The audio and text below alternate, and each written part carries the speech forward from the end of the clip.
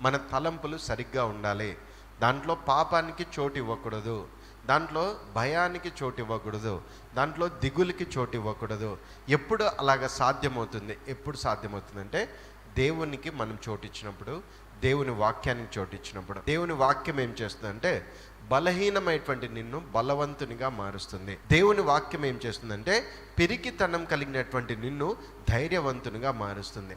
దేవుని వాక్యం ఏం చేస్తుందంటే కలవరంతో నిండినటువంటి నిన్ను నిమ్మలపరుస్తుంది. దేవుని వాక్యం ఏం చేస్తుందంటే కన్ఫ్యూజన్తో ఏ నిర్ణయం తీసుకోవాలో అర్థం కాని నీకు దేవుని వాక్యం ఒక సరైనటువంటి డైరెక్షన్ నీకు చూపిస్తుంది.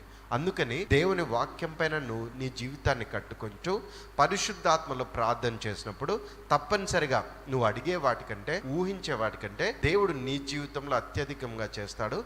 అనేకుల జీవితాల్లో ఆశీర్వాదాన్ని ఇస్తాడు.